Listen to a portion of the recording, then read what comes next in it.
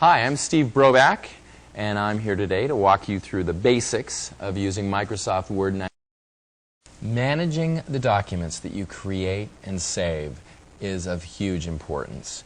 And there's a lot of different ways of doing it. There's the right way and there's the wrong way, and we're going to talk about both of those ways. What we've got on screen here is a document that we've just created, and we've been working in it for quite a while.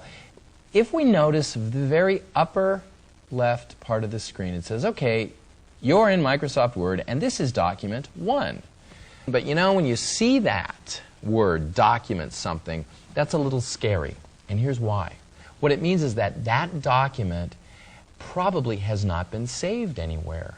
When you tell Microsoft Word you want to create a new document, you hit the new button or the new command. It brings up a blank sheet of paper. You start typing. It doesn't know what to call this, so it calls it document something. What I'm getting at is, if we had a power failure right now, or I tripped over the cord, or the machine freaked out, or whatever, we could lose everything we've done here because it hasn't been saved onto our hard disk. So this would be a good time to stop and say, okay, computer, let's keep a permanent record of this. And the easy way to do that is go to our File menu and choose the Save As command. Now you might ask yourself, what's the difference between the Save As command and the Save command?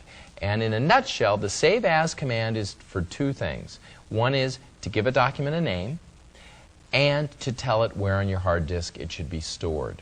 The Save command is used later to update the document as you work. So let's start with this, the Save As command. I'm going to choose that, and it'll bring up a dialog box, and kind of a confusing one, that's essentially asking me those two questions, starting with what is the name you're going to give the document, and then if we look up here, it's more or less asking where are you going to save it.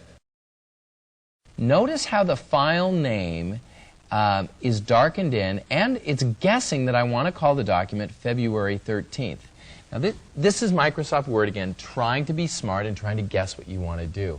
What it does is it looks at the opening words in the document and guesses you might want to use that as a file name.